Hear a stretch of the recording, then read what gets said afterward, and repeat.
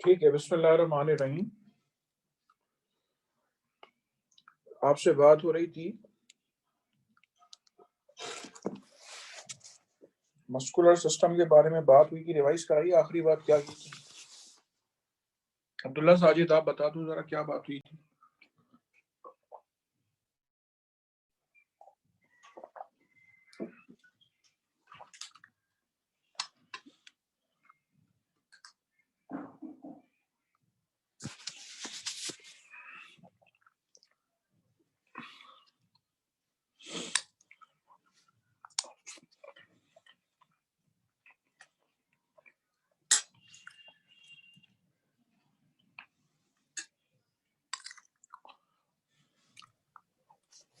जी sir, अस्सलाम वालेकुम। जी वालेकुम सलाम। बोले क्या बात हुई last time. Sir last time locomotion इन स्टारफिश। लोकोमोशन के बारे में बात हो रही थी। यूग्लिना बता दी है, पैरामीशियम बता दिए। पैरामीशियम में दो स्टेप्स कौन से हैं?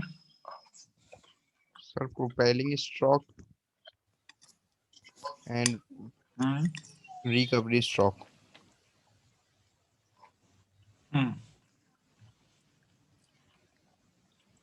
स्टारफिश में कैसे होती है? सर स्टारफिश में लर्चिंग मूवमेंट होती है।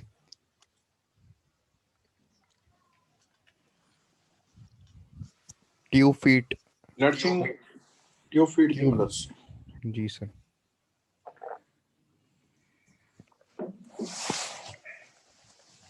चले आगे बात करेंगे फर्दर आपसे।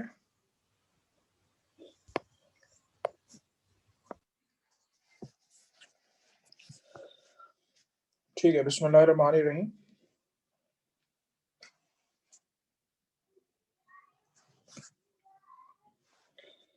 लोकोमोशन इन जेलीफिश के बारे में आपसे बात कर रहा हूं।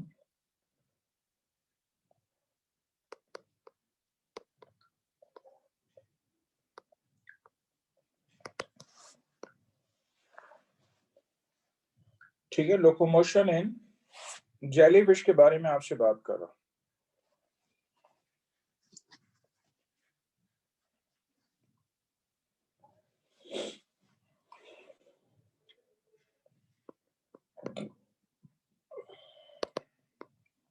जेलीफिश का फाइलम सीरेंट्रेटा है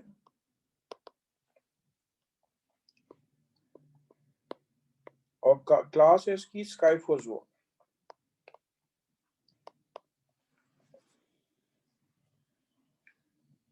अगर जेलीफिश के बारे में बात करें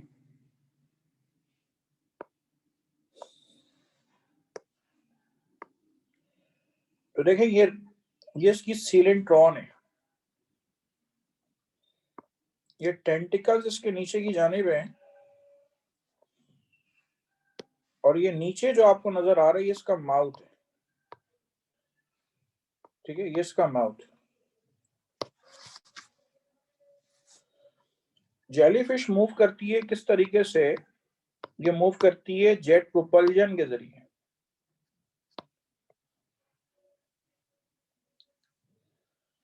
ठीक है, जेट प्रोपल्जन के जरिए मूव करती है। अगर आपके पास हवा से भरा हुआ एक बलून हो, ठीक है, अगर आपके पास हवा से भरा हुआ एक बलून हो, आपने उसको नॉट नहीं लगाई बल्कि उसको छोड़ दिया, तो वो अपनी हवा बाहर फेंकेगा और खुद इधर उधर दाएं बाएं रेंडमली मूव करेगा, हैपेजर्डली रेंडमली मूव करेगा।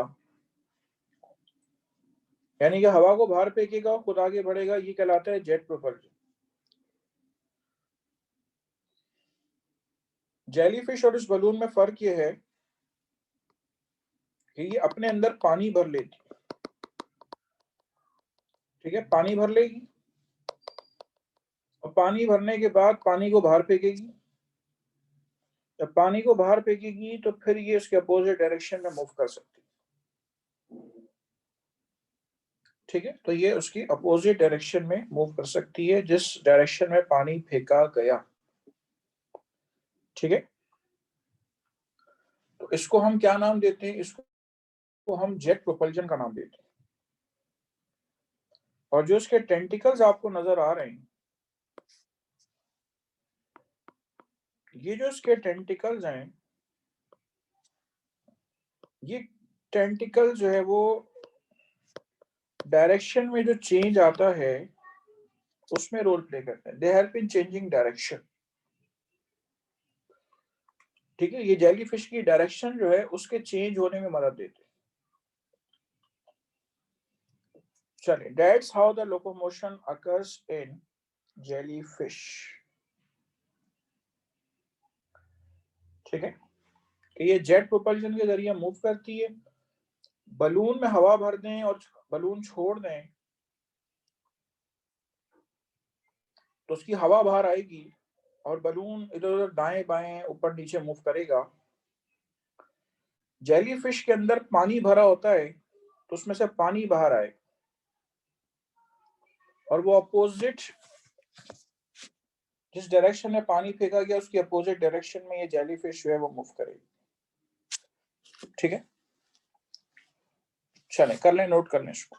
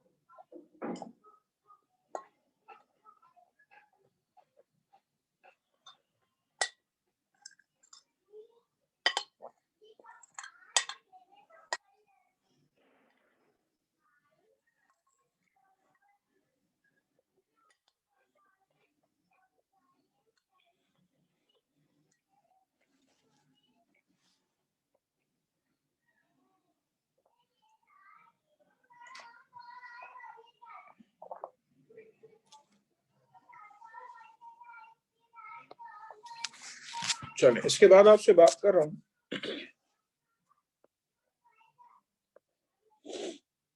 लोकोमोशन इन अर्थवॉर्म।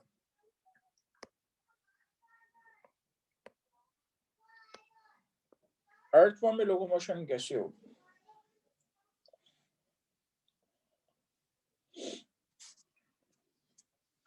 देखिए, अर्थवॉर्म का जो फाइलम है वो फाइलम है इसका एनिलिडा,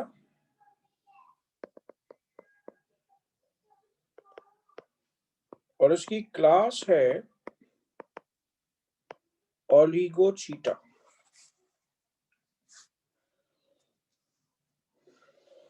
लोकोमोटरी स्ट्रक्चर्स जो मौजूद हैं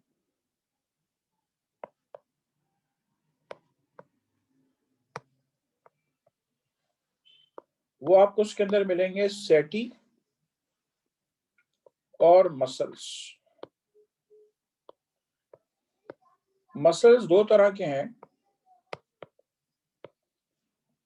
सर्कुलर और लॉन्गिट्यूडनल मसल्स।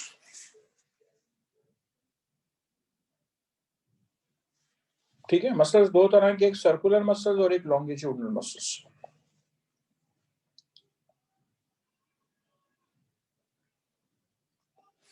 इसके अलावा जो चीज असिस्ट करती है वो असिस्ट करती है सीलोमिक फ्लूइड।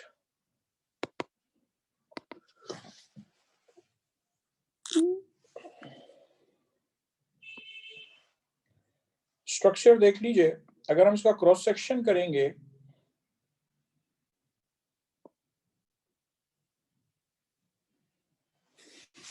तो क्रॉस सेक्शन करने में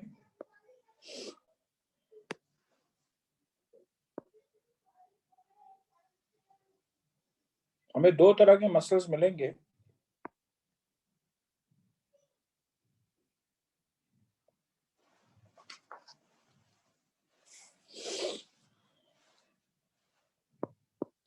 सर्कुलर मसल्स मिलेंगे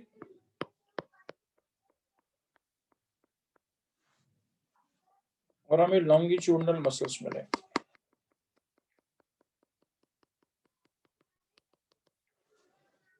इसके अलावा हमें बेटा यहाँ पे सेटी मिलेंगे।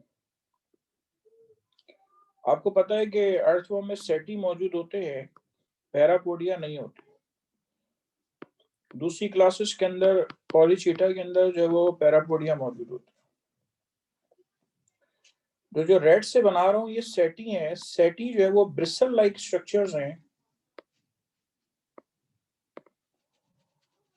ठीक है। सेटी जो है वो ब्रिसल लाइक स्ट्रक्चर्स, कांटिनोमा स्ट्रक्चर्स को कहते हैं।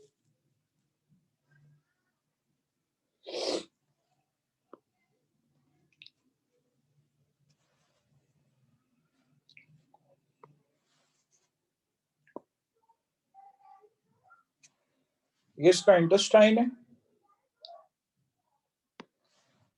और ये इसकी ये कहते हैं कि ये इसका सीलोमिक फ्लूइड है।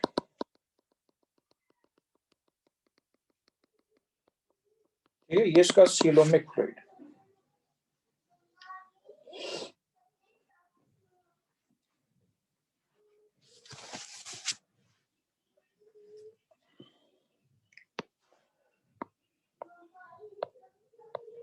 सर्कुलर मसल्स, लॉन्गिट्यूडनल मसल्स, ये सेटी हैं, ये सीलोमिक फ्लूइड।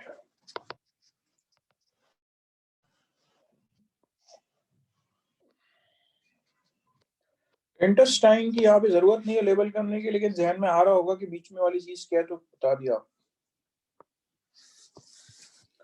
अब जरा देखें ये लोकोमोशन कैसे करता है। ये 2 स्टेप्स में आपको बता रहा हूं, ठीक है। ये अर्थवर्म की बॉडी है, 2 स्टेप्स में इसकी मूवमेंट बता रहा हूं, होती कई स्टेप्स में वैसे। सबसे पहले पिछले हिस्से के सेटी बाहर आ जाते हैं और आगे वाला जो हिस्सा है उसके सेटी अंदर चले जाते हैं, ठीक है। आगे वाला जो हिस्सा है उसके सेटी जो है वो अंदर चले जाते हैं। अब आगे वाला जो हिस्सा नजर आ रहा है, इसके जो सर्कुलर मसल्स होंगे वो कॉन्ट्रैक्ट होंगे और जो लॉन्गिट्यूडनल मसल्स होंगे वो रिलैक्स होंगे। लॉन्गिट्यूडनल मसल्स जो होंगे वो क्या होंगे, वो रिलैक्स होंगे।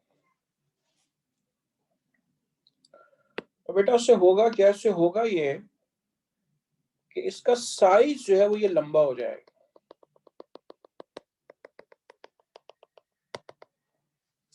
ठीक है। इसका साइज जो है वो लंबा हो जाएगा।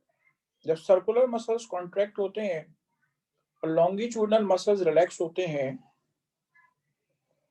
तो जो इसका सीलोमिक फ्लूइड है वो आगे की जानिब पुश होगा, और जब वो आगे की जानिब पुश होगा तो अर्थवर्म जो है वो क्या होगा, वो लंबा हो जाएगा, ठीक है। तो अब देखेंगे आपके पास अर्थवर्म का साइज जो है ये लंबा हो। उसके बाद फिर आपके पास स्टेप 2 है। स्टेप 2 में क्या होगा, स्टेप 2 में होगा ये कि जब इसका साइज लंबा हो गया तो देखें आपके अर्थवर्म इतना लंबा हुआ है।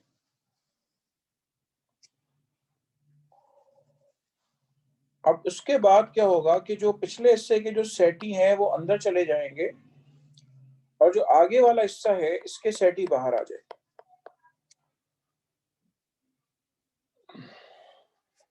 जो आगे वाला हिस्सा नजर आ रहा है इसके सेटी जो है वो बाहर आ जाएंगे, पिछले वाले हिस्से के सेटी अंदर चले जाएंगे। अब पिछले वाले हिस्से में क्या होगा, अब पिछले वाले हिस्से में जो सर्कुलर मसल्स होंगे वो रिलैक्स होंगे और जो लॉन्गिट्यूडनल मसल्स, जो लॉन्गिट्यूडनल मसल्स हैं वो कंट्रैक्ट हों। आप तस्वीर करेंगे ये लंबाई में, आप तस्वीर करेंगे ये लंबाई में जो मसल्स मौजूद हैं जब ये कॉन्ट्रैक्ट होंगे तो होगा क्या, इनका साइज जो है वो छोटा हो जाएगा। ठीक है, इनका साइज जो है वो छोटा हो जाएगा।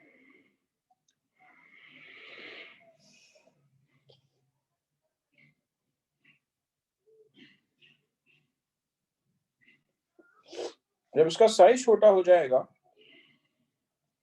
जब लॉन्गिट्यूडनल मसल्स कॉन्ट्रैक्ट होंगे, लंबाई में इसका साइज छोटा हो जाएगा, और सर्कुलर मसल्स रिलैक्स हैं, सीलोमिक फ्लूइड आगे पुश हो जाएगा। अब आप जरा गौर करें कि जो पिछला हिस्सा आपको नजर आ रहा है, ये देखिए, जो पिछला हिस्सा नजर आ रहा है, देखें ये छोटा हो गया ना, ये देखिए ये आगे मूव कर गया। पहले जो डायरेक्शन थी आपके पास, पहले अर्धवर्म यहाँ पे था, अब देखें अर्धवर्म ही आगे बढ़ गया। तो इस तरह से आपके पास ये दो मुख्तलिफ स्टेप, या इससे कई ज्यादा स्टेप्स, 3, 4 या 5, इन स्टेप्स में ये मूवमेंट करता है। ठीक है, पहले मैं आपको पिछली वाली स्लाइड दिखा दूं, उसमें से नोट करें, फिर इसमें से नोट कर लीजिए। एक बार फिर रिपीट कर दूंगा, नोट कर लें ताकि पक्का हो जाए।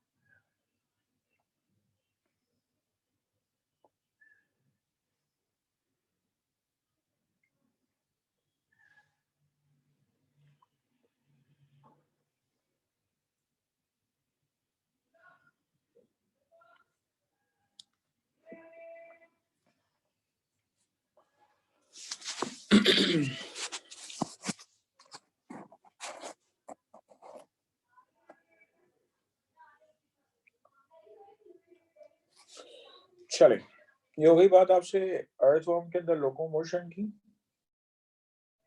तो आप में से मुझे बता दें कि मैंने इतना तो बता दिया आपको कि सीलोम एक फ्लूइड है और अर्थवर्म एक सीलोमेट है। सीलोम बनती कैसे ये बता दें।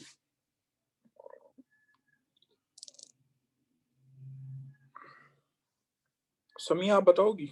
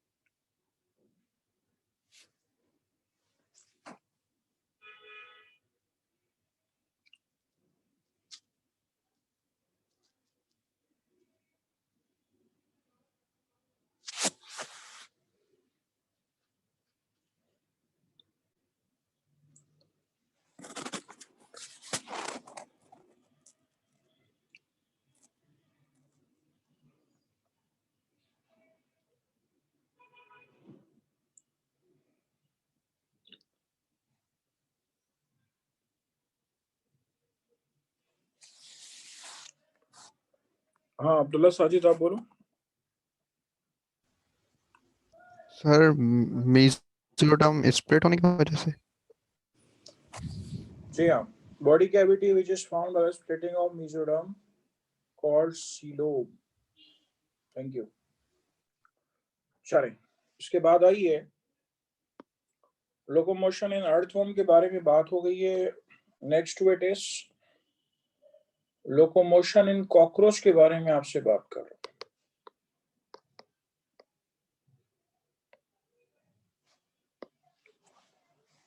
ठीक है, कॉकरोच में लोकोमोशन कैसे होती है इसके बारे में आपसे बात कर रहा हूं।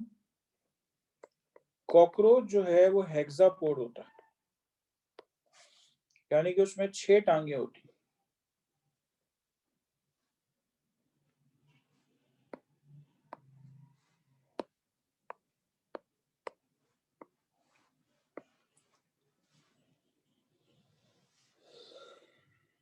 अगर एक टांग की डिटेल बताएं तो ये बनी होती है काइटिन की।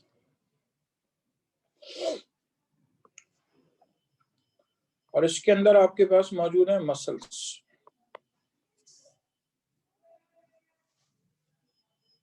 ठीक है, इसके अंदर आपके पास मौजूद है मसल्स।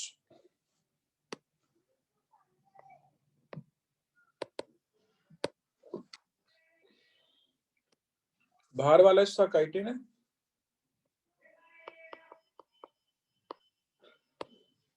और अंदर वाला हिस्सा जो है वो मसल्स। देखिए, लेग्स आमतौर पे काम कैसे करती हैं। लेग्स आमतौर पे काम ऐसे करती हैं कि जमीन को पीछे धकेलती हैं, बॉडी आगे बढ़ जाती है। ठीक है, वो जमीन को पीछे धकेलती हैं, बॉडी जो है वो आगे बढ़ जाती है। तो ये जो टांगे आपको नजर आ रही हैं ये भी बिल्कुल इसी तरह करती हैं कि ये जमीन को पीछे पुश करती है, बॉडी आगे बढ़ जाती है। तो इस तरह से इसमें आपको क्या मिलेगी, इस तरह से आपको उसके अंदर जो है वो लोकोमोशन मिलेगी। और आपको ये भी पता है कि इसके अंदर सेंट्रलाइज नर्वस सिस्टम होता है, डबल वेंट्रल नर्व कॉर्ड, यानी कि नर्व्स टांगों तक जा रही हैं और वो एक वेल कोऑर्डिनेटेड मूवमेंट करती, ठीक है। तो अपनी टांगों की मदद से कॉकरोच है वो मूव करता है। और इस पे बताने के लिए कुछ भी नहीं है।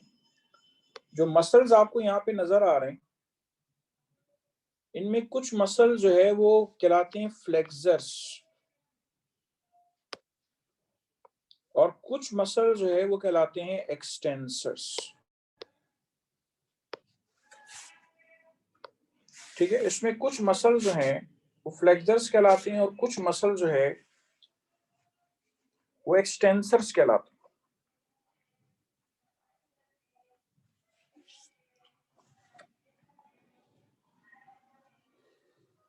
ओके, कुछ मसल्स फ्लेक्सर्स हैं, कुछ मसल जो है वो आपके पास एक्सटेंसर्स हैं।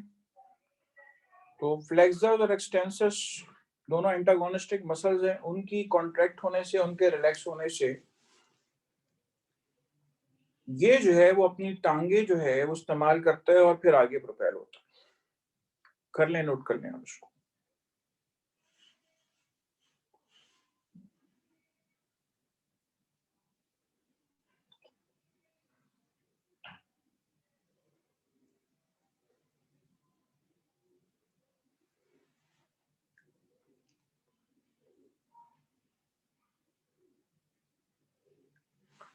इसके बाद आपको बताऊंगा लोकोमोशन इन स्नेल, और फिर उसके बाद लोकोमोशन इन अमीबा इंशाल्लाह।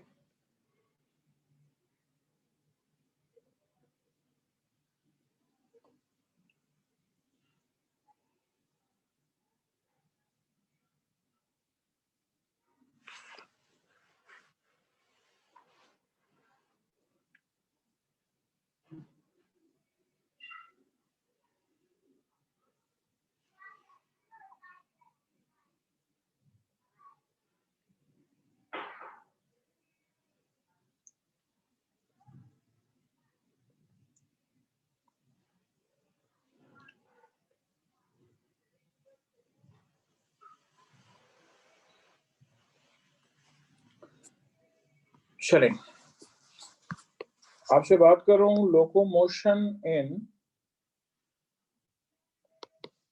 स्नेल।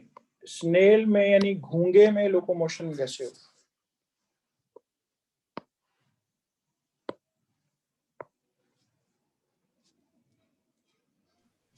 सर मैं ये पूछ रहा था, ये कॉकरोच के ऊपर जो दो धागे के तरह निकलने हैं, इसका क्या फंक्शन है? ये इसके एंटेना है ना, जो धागे निकल रहे हैं एंटेना है, और ये सेंस करते हैं।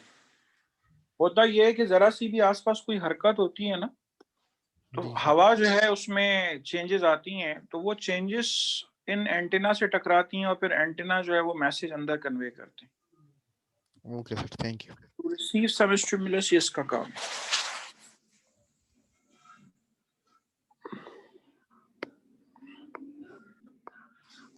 लोकोमोशन इन स्नेल के बारे में बात करूं। स्नेल का फाइलम मोलस्का है,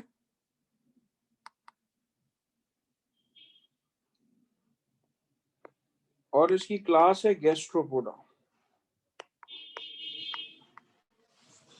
ठीक है। फाइलम मोलस्का है, क्लास जो है इसकी गैस्ट्रोपोडा है।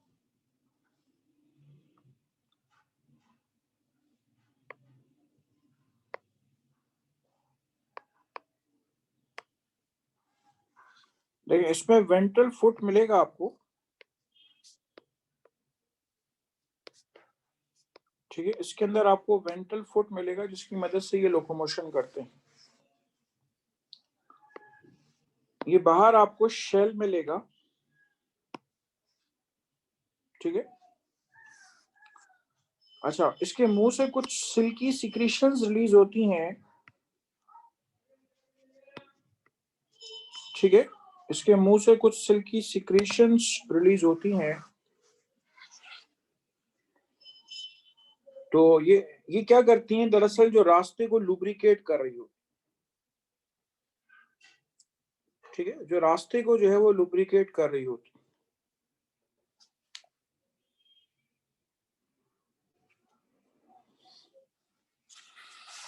अच्छा, अब ये जो वेंट्रल फुट है, इसके बारे में सुन लीजिए। इसमें एक वेव सी जनरेट होती है जो आगे से पीछे जाती है। एक वेव सी जनरेट होती है जो आगे से पीछे की तरफ जाती है, तो ये स्नेल थोड़ा आगे बढ़ जाता है और इसके रास्ते को लुब्रिकेट करने के लिए ये सिल्की सिक्रेशन इसके मुंह से रिलीज हो रही होती है। यानी स्नेल कहीं से गुजर के जाता है तो आप अंदाजा लगा सकते हैं कि सिल्की सिक्रेशन से कि हाँ स्नेल यहाँ से गुजर के गया है। बाकी आपने ये बात सुनी भी है कि ये स्नेल इतने आहिस्ता मूव करता है कि हम किसी को मुहावरतन ये बात कह सकते हैं, you are working with snail space. ठीक है, तो बहुत ही आहिस्ता मूव करता है। जो वेव आगे से जनरेट हुई है ये आगे से पीछे की तरफ जाती है। ठीक है,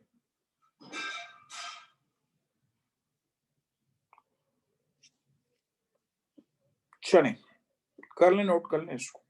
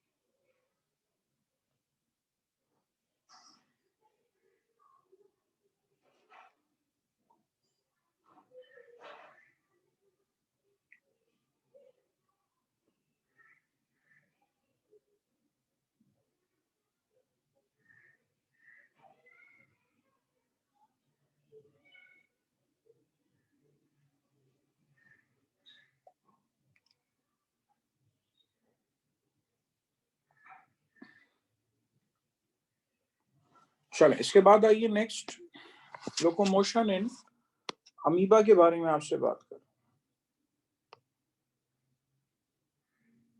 लोकोमोशन इन अमीबा।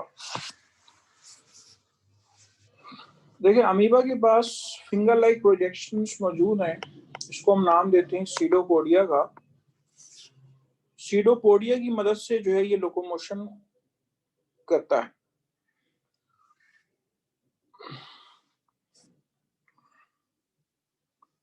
देखें अमीबा के अंदर जो है आपको बाहर की जानिब क्या मिलेगा, आपको बाहर की जानिब एक्टोप्लाज्म मिलेगा और अंदर की जानिब आपको एंडोप्लाज्म मिलेगा। बाहर की जानिब आपको एक्टोप्लाज्म मिलेगा और अंदर की जानिब आपको एंडोप्लाज्म मिलेगा। ये इसका न्यूक्लियस है। ठीक है, ये इसके फूड वैक्यूल्स, कॉन्ट्रेक्टाइल वैक्यूल्स वगैरह मौजूद। मुख्तलिफ थ्योरीज पेश की गई कि अमीबा ऐसे मूव करता है, अमीबा ऐसे मूव करता है। एक थ्योरी है सोल जेल थ्योरी, यानी इसका साइटोप्लाज्म जो है ये सॉल्यूशन के तौर पे कभी बिहेव करता है और कभी ये बिहेव करता है जेल के तौर। ठीक है, और वो सोल जेल चेंजेस आती हैं तो उसकी वजह से ये लोकोमोशन करता है। तो डिटेल में जरा देख लीजिए। सबसे पहले आपको ये बता रहा हूँ सीडोपोडिया निकलता कैसे। ये देखें, ये इसका साइटोप्लाज्म है। ये बाहर वाला हिस्सा जो है एक्टोप्लाज्म है। ठीक है, बाहर वाला हिस्सा जो है इसका एक्टोप्लाज्म है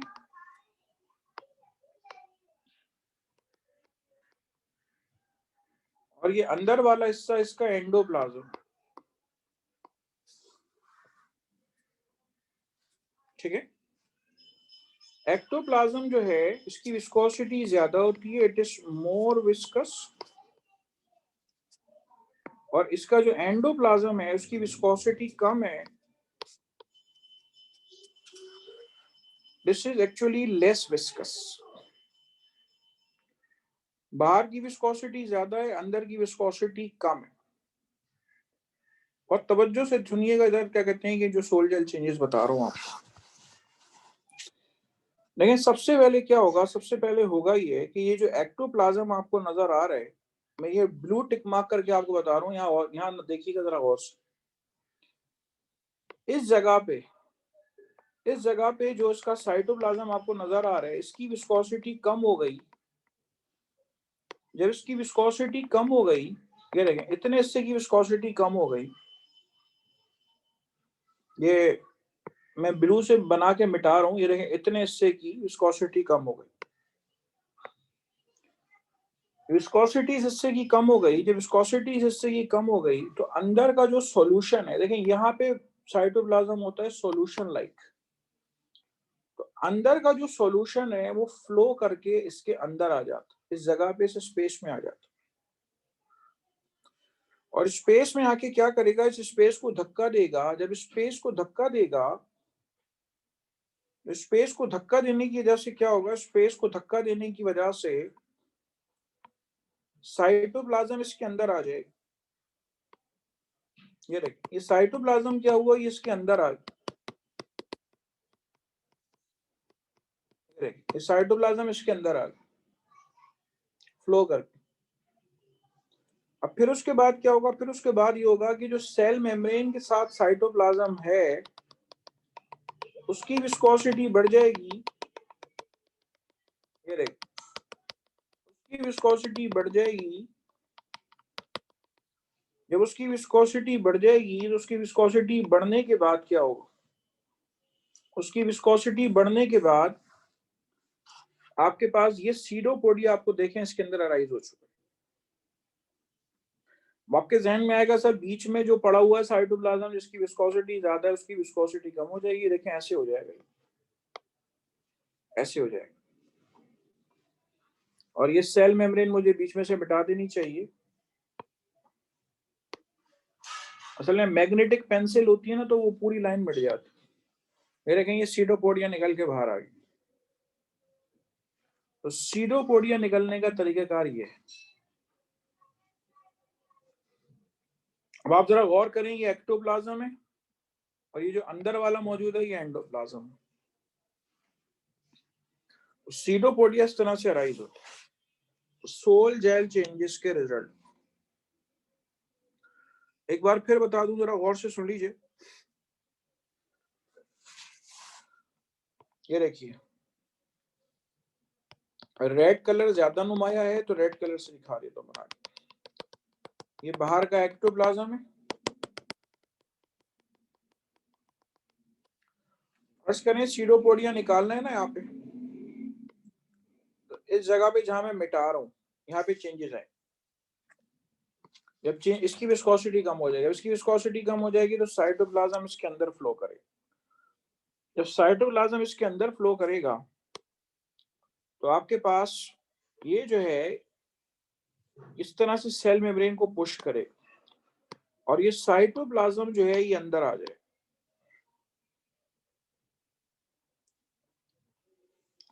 ठीक है, ये अंदर आ जाएगा इस तरीके से।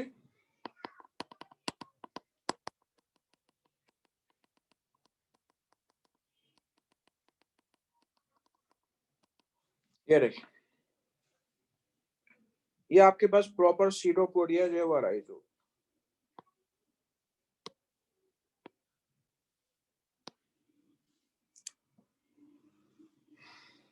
इस तरह से सीडोपोडिया जो है वो अराइज होती है।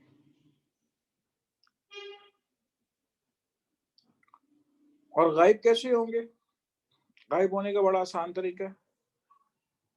गायब होने का आसान तरीका ये है कि जो एक्टोप्लाज्म इसकी विस्कोसिटी ज्यादा है ना जो वॉल के साथ है, इसकी विस्कोसिटी अचानक से कम हो जाएगी। जब इसकी विस्कोसिटी अचानक से कम हो जाएगी, अगली स्लाइड में दिखाता हूँ आप देखें। फॉर एग्जांपल ये सीडोपोडिया निकला हुआ है, ये जब सीडोपोडिया निकला हुआ है, बाहर वाला साइटोप्लाज्म ये विस्कोसिटी ज्यादा वाला है।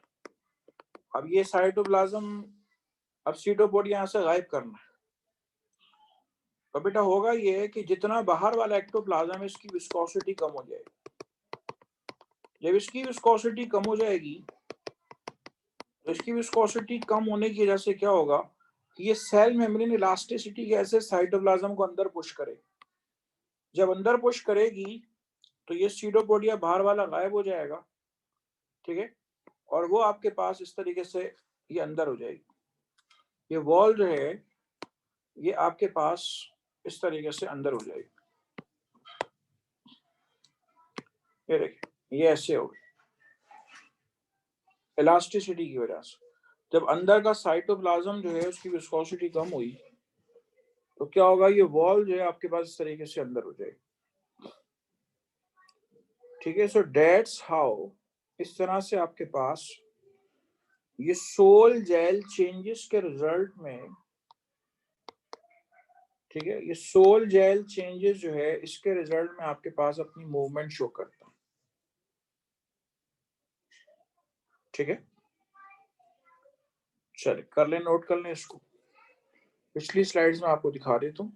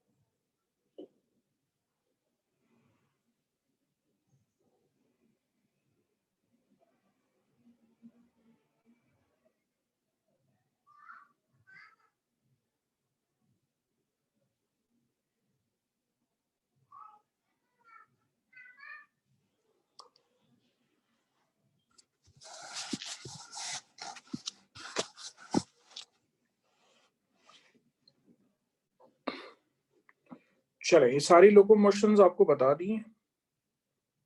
लोकोमोशन के हवाले से कोई सवाल करना है तो पूछ ले।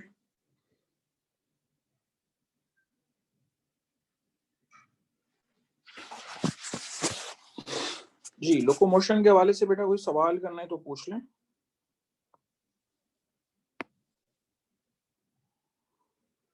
उसके बाद आगे बात करूंगा आपसे स्केलेटल सिस्टम के बारे में।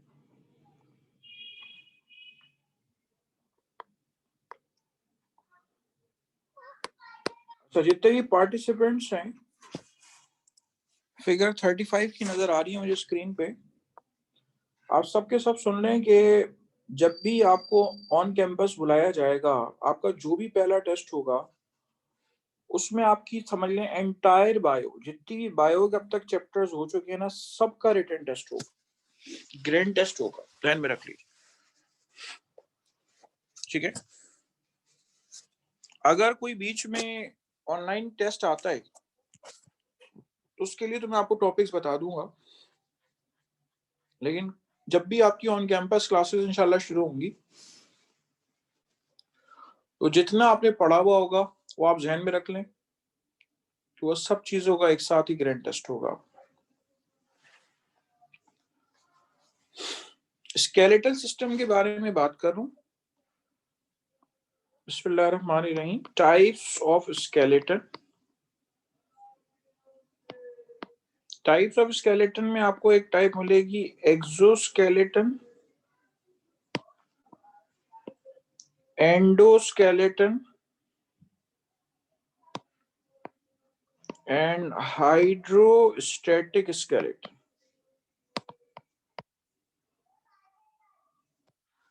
Exoskeleton, endoskeleton and hydrostatic skeleton.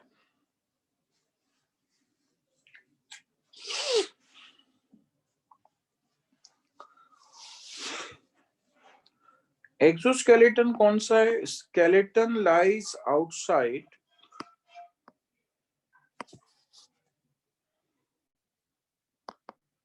And muscles inside.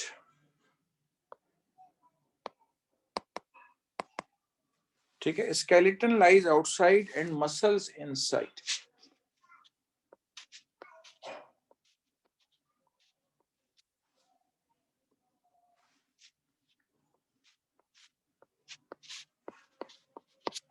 ये देखिए, स्केलेटन बाहर है और मसल्स अंदर है।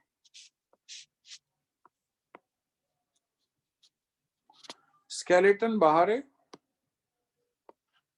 और ये जो मसल्स आपको नजर आ रहे हैं, ये मसल जो है ये अंदर है।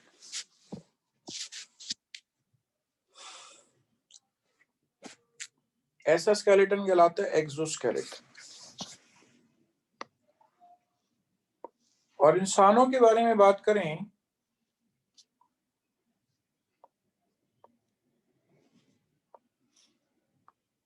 उसमें स्केलेटन अंदर है और मसल्स बाहर है। ठीक है, स्केलेटन अंदर है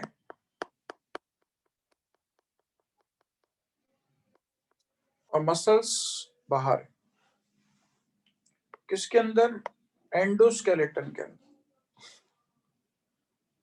स्केलेटन इनसाइड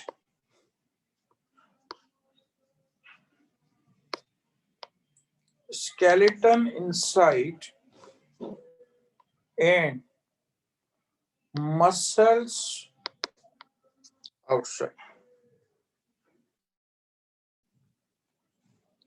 स्केलेटन अंदर है और मसल जो है वो बाहर है।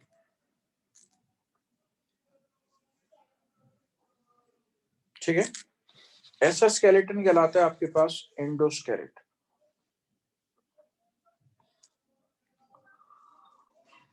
हाइड्रोस्टैटिक स्केलेटन कौन सा स्केलेटन होगा?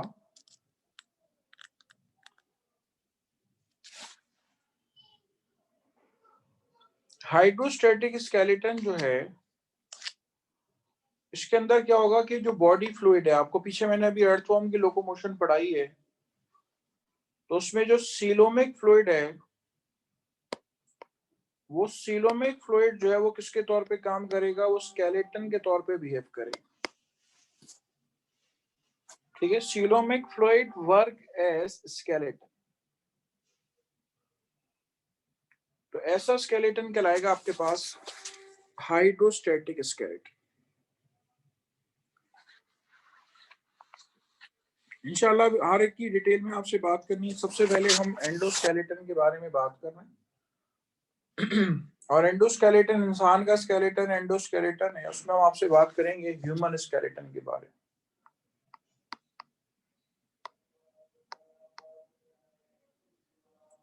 आपसे बात करेंगे ह्यूमन स्केलेटन के बारे में। ह्यूमन स्केलेटन में आपको दो डिविजन्स मिलेंगी, एक कहलाता है एक्सियल स्केलेटन और एक कहलाता है अपेंडिकुलर स्केलेटन।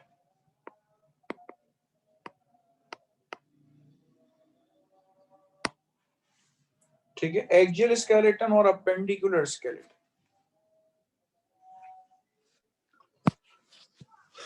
एक्सियल स्केलेटन यानी कि जो एक्सिस पे मौजूद है और इसमें आपके पास स्कल आ जाता है, इसमें वर्टिब्रल कॉलम आ जाता है, स्टर्नम आ जाती है, रिब्स आ जाती है। 1 मिनट, अजान हो रही है, अजान के बाद बात करते हैं।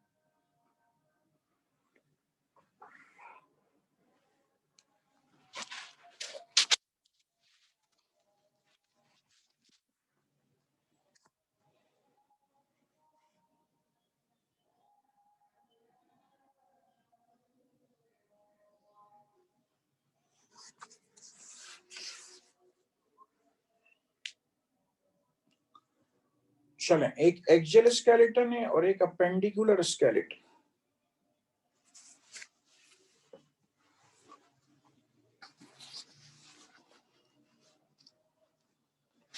बारी बारी आपसे बात कर रहा हूं। सबसे पहले आपसे बात करूं स्कल के बारे में।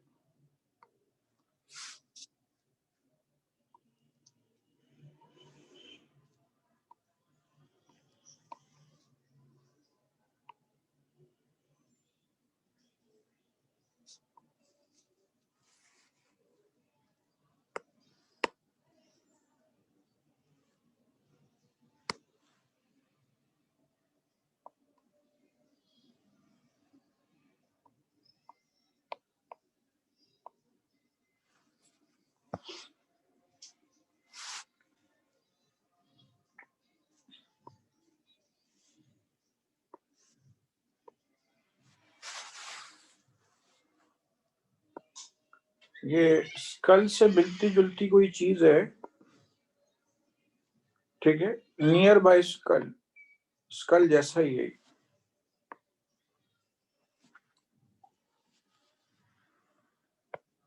स्कल जो है वो कम से कम 16 मुख्तलिफ बोन से मिलके बनता है। 16 के करीब बोन्स मिलकर जो है वो स्कल बनाती है। इसके मुख्तलिफ पार्ट्स हैं। जिस हिस्से में ब्रेन बंद होता है उस हिस्से को हम क्रेनियम का नाम देते हैं।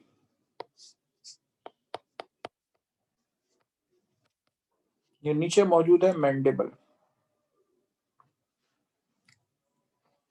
ठीक है। तो एक्सियल स्केलेटन यानी जो बिल्कुल एक्सिस पे मौजूद है उसमें आपके पास स्कल आ जाता है। स्कल के अलावा आ जाता है वर्टिब्रल कॉलम। ये स्कल के अलावा आ जाता है वर्टिब्रल कॉलम। वर्टिब्रल कॉलम और स्टर्नम जो है वो मैं आपको एक साथ दिखा रहा हूं। देखें, ये छोटी छोटी वर्टिब्री जो है ये मिलकर क्या बनाती है, ये मिलकर वर्टिब्रल कॉलम बनाती है।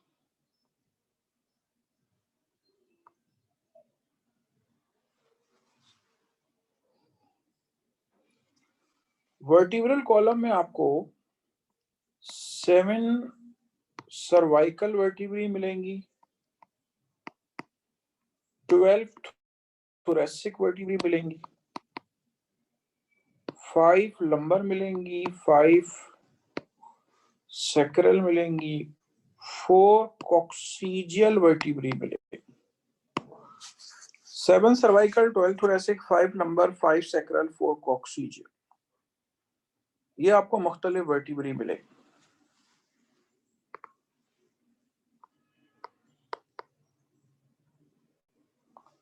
This is sternum.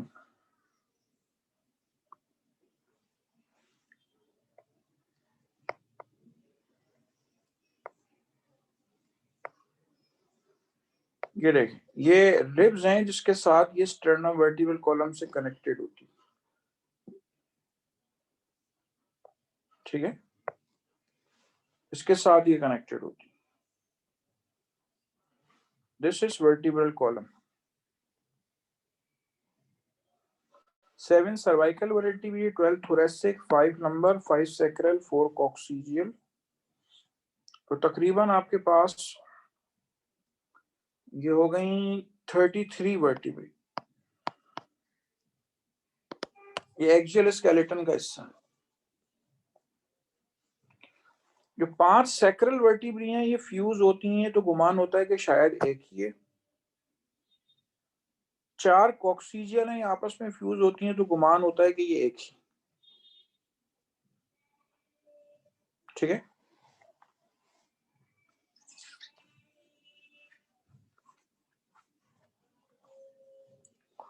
ओके, अगर हम स्टर्नम की बात करें तो स्टर्नम को वैसे अगर सामने से देखा जाए खुद इसके अंदर 3 डिविजन्स आपको मिले, ठीक है। यानी कि जो हमारी हड्डियों में, हमारे जिस्म में टोटल 206 हड्डियां हैं, उनमें से 3 की फिगर जो है वो स्टर्नम की है। स्टर्नम एक हड्डी नहीं है, 3 हड्डियों पर मुश्तमिल, ठीक है। तो ये एक्सियल स्केलेटन का हिस्सा है। स्कल, वर्टिब्रल कॉलम, स्टर्नम,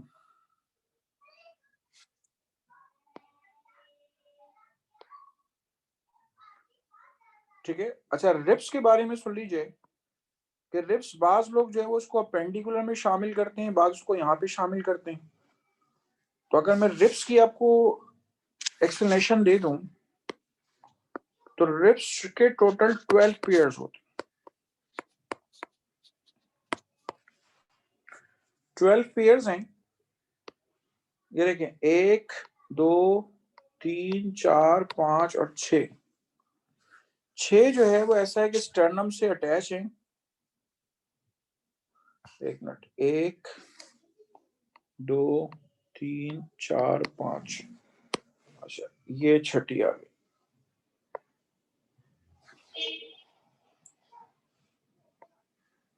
तो ये स्टर्नम से भी अटैच है, वर्टिब्रल कॉलम से भी अटैच्ड है। और बकिया जो आपको 4 पेयर्स मिलेंगे वो ऊपर वाली रिब से जुड़ी हुई होती है। ये देखिए, ये ऊपर वाली रिब से जुड़ी। और एक बात याद रखिएगा कि जो सबसे आखिर में जो 2 रिब्स होती हैं उनकी खास बात यह है कि वो ऐसी होती है, ब्लैक से बना रहा हूं, कि वो सिर्फ वर्टिब्रल कॉलम से जुड़ी होती हैं, आगे से नहीं जुड़ी होती। उनको हम नाम देते हैं फ्लोटिंग रिब्स। ठीक है, they are termed as floating ribs. और पीछे वर्टिब्रल कॉलम से जुड़ी नहीं है और आगे से वो कहीं भी नहीं जुड़ी हुई। ठीक है, वो आगे से कहीं से भी नहीं जुड़ी हुई, उनको हम नाम देते हैं floating ribs.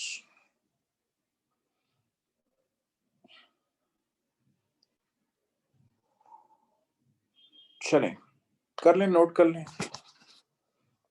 2 pairs of floating ribs होती हैं, याद रखिए। 2 pairs of floating ribs are formed. जो आगे से जुड़ी हुई नहीं है, सिर्फ और सिर्फ पीछे से जुड़ी हुई।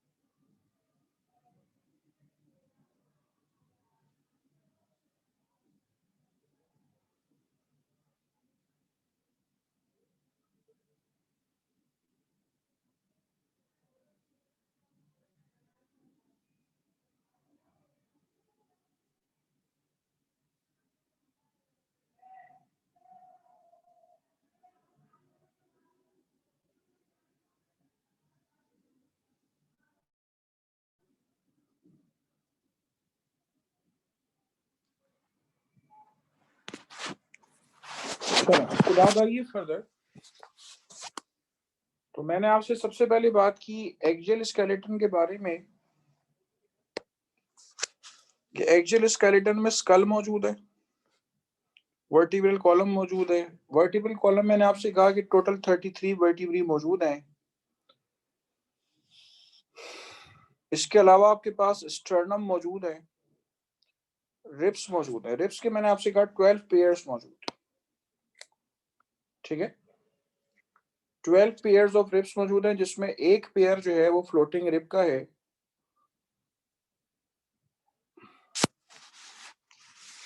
2 पेयर सॉरी फ्लोटिंग रिब्स के हैं।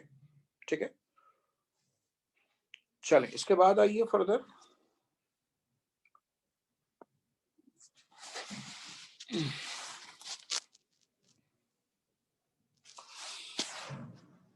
पेंडिकुलर स्केलेटन की बात करने जा रहा हूं आपसे।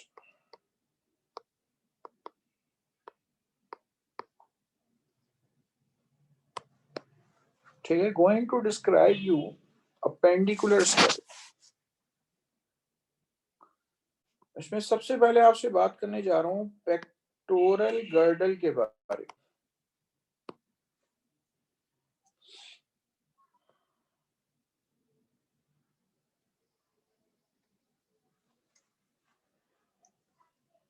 पेक्टोरल गर्डल के बारे में आपसे बात कर रहा हूं। ये पेक्टोरल गर्डल है, इसमें यहाँ पे एक हड्डी इसके साथ जुड़ी हुई होती है। ये हड्डी कहलाती है क्लेविकल।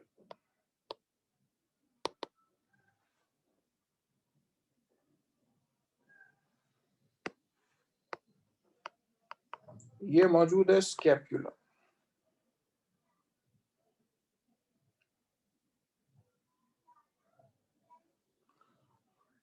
उसके बाद आइए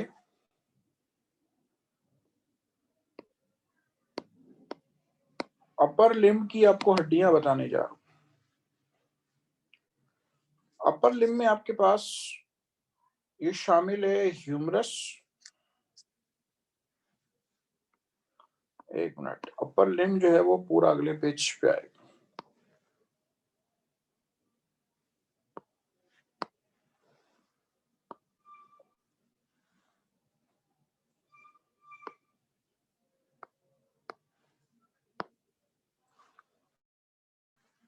अपर लिम्ब देखें,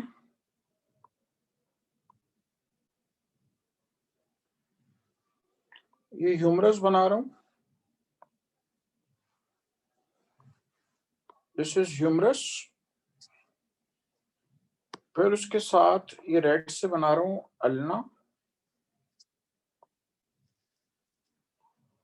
और इसके साथ ये मौजूद है रेडियस।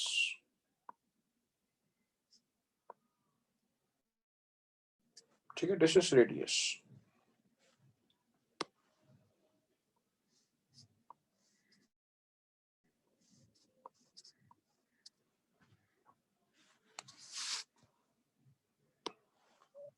ये रेड से बना रहा हूं, this is ulna, and blue से बना रहा हूं, दिस इज रेडियस। फिर उसके बाद मौजूद है कार्पल्स। 1 2 8 कार्पल्स आपको मिलेंगे। 5 6 7 और ये 8 कार्पल्स मिलेंगे।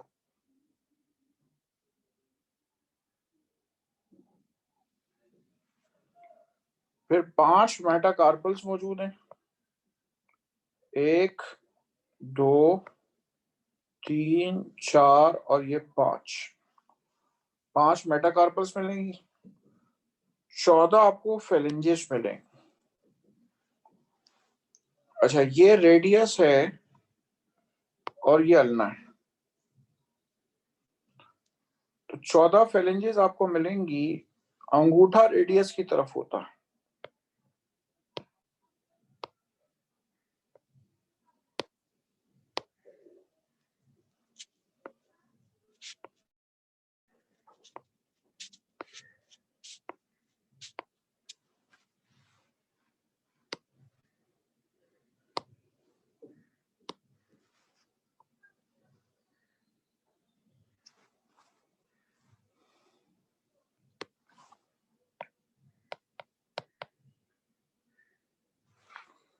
ह्यूमरस, अल्ना,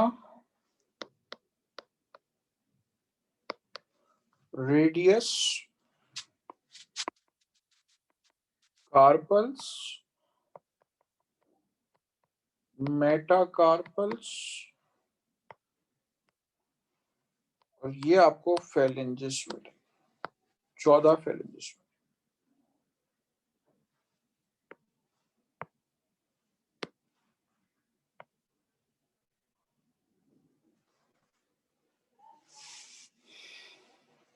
बनाए जरा अपने पास।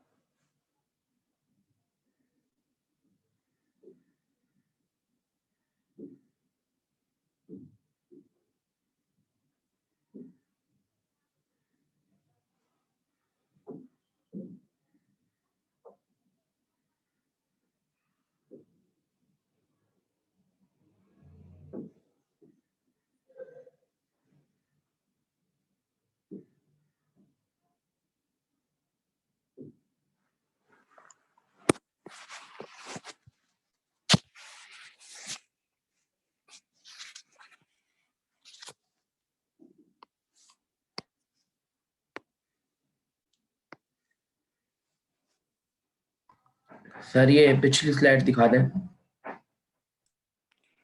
बेटा,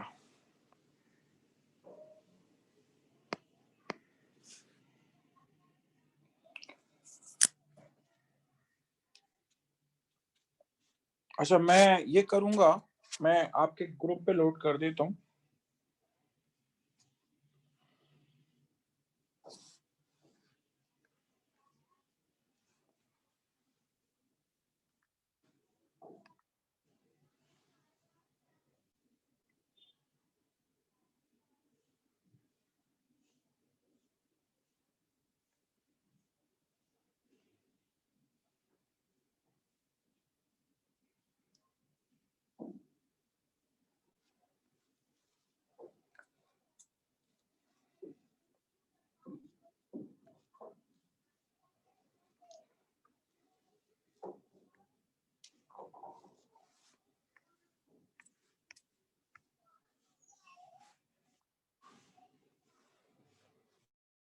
असल में आज की क्लास हमारी बड़ी होती है ना, तो मेरे पास स्लाइडें उसमें ख़त्म हो जाती हैं। अभी मैंने उसको चेंज किया था, तो मैंने उसको चेंज किया ना, तो वो डिस्प्ले नहीं हो सकती।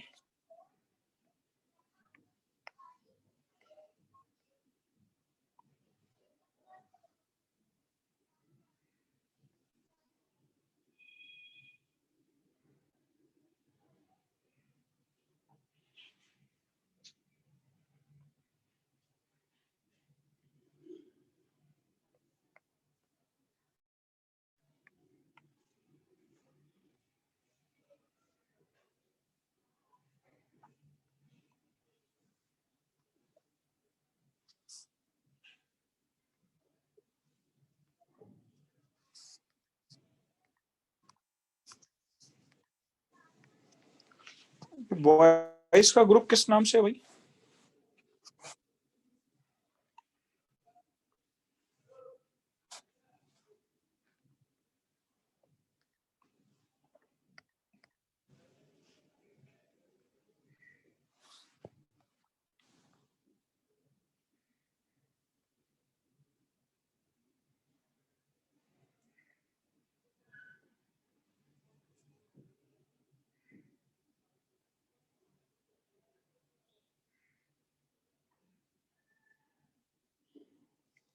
बॉयज का कोई ग्रुप नहीं है इसका, सेकेंड शहीद का?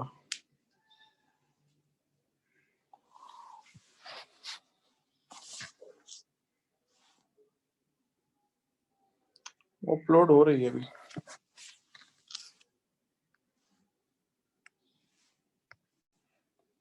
हाँ बेटा बोलो। नहीं सर, वो ऐसा कोई ग्रुप नहीं, सब कंबाइन ही एक ही ग्रुप में है। बस तो फिर मैंने उसमें भेज दिया। शहीद मिलत का जो ग्रुप था ना, सेकंड है शहीद मिलत, जी। वो मैंने उसमें भेज दिया। Okay, thank you sir. हुआ ये कि स्लाइड खत्म हो गई थी मेरे पास, तो मैंने अभी स्क्रीन बंद करके दोबारा व्हाइट बोर्ड ऑन किया, तो इस वजह से वो मैं स्लाइड मुझे दिखाना आती नहीं है, टेक्नोलॉजी मुझे लिमिटेड ही आती है।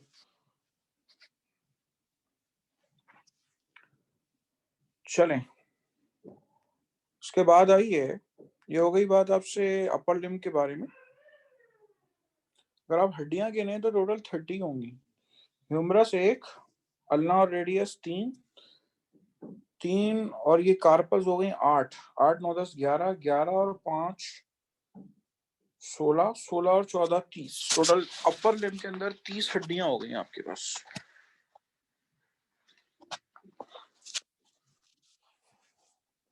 चलें,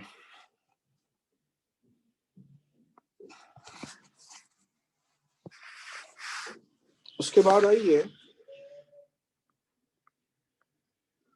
बात करने जा रहा हूं आपसे पेल्विक गर्डल के बारे में।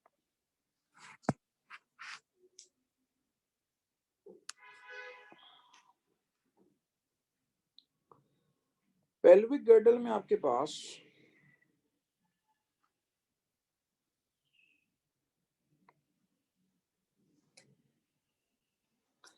आपको 3 डिविजन्स मिलेंगी।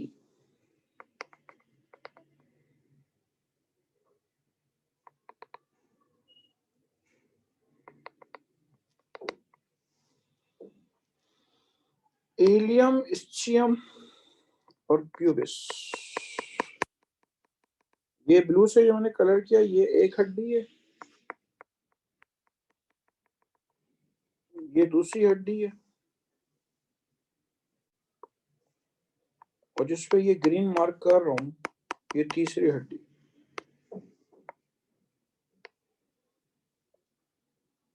इलियम, प्यूबिस और इस्चियम। अच्छा, यहाँ पे आपको एक छोटी सी कैविटी मिलेगी जिसके अंदर फीमर एडजस्ट होती है, उसको हम नाम देते हैं एसिटाब्यूलम।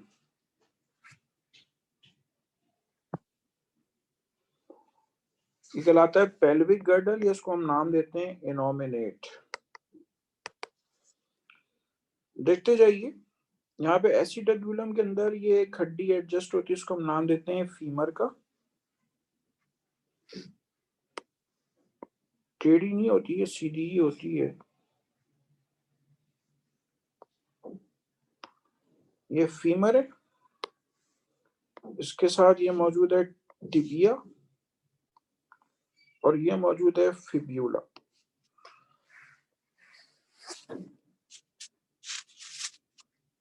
ये देखिए, ये टिबिया है,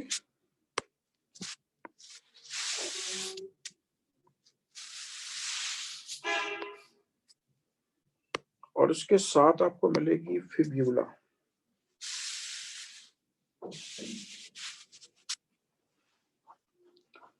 ठीक है, टिबिया है, फिब्यूला है। फिर उसके बाद यहाँ मौजूद है टार्सल्स, 1 2 3, 1 2 3 और ये 4, 7 टार्सल्स।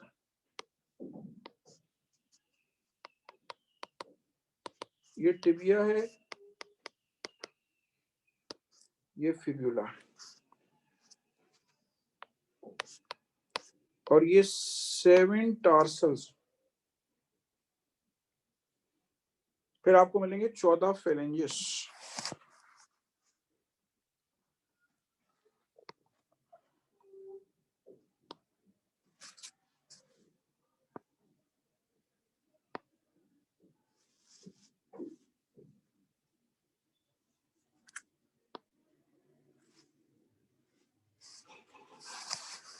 अच्छा, उस जगह पे आ नहीं रहे, मुझे आपको अगली स्क्रीन पे बताना होगा। ये टिबिया, ये फिब्यूला, ये एक्सरे व्यू कहलाता है। ये 7 टार्सल्स हो गए और 14 फेलेंजेस। 1 2 1 2 3 1 2 और ये 3 1 2 और ये 3 1 2 और ये 3।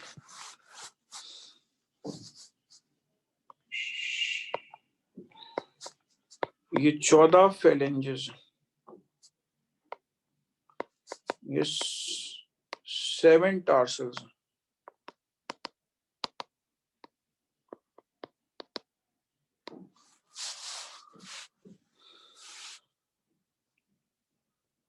चलें, कर लें, नोट कर लें इसको।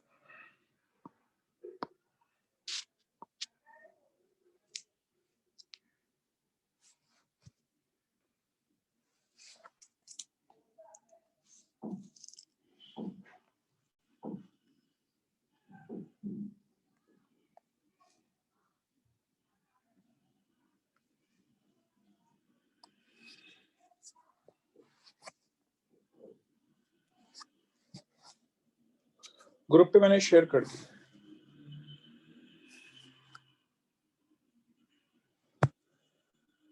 कोई सवाल किसी ने बेटा करना है कर लें, बाकी बातें करेंगे आपसे नेक्स्ट क्लास में। मैंने आपको बता दिया है जब भी ऑन कैंपस क्लासेस होगी, जितने चैप्टर्स पढ़नी है सेकेंड ईयर में, सबका ग्रैंड टेस्ट होगा कंबाइन। और उससे पहले कोई ऑनलाइन टेस्ट होता है तो उसके लिए मैं आपको टॉपिक्स बताऊंगा, ठीक है, इंशाल्लाह।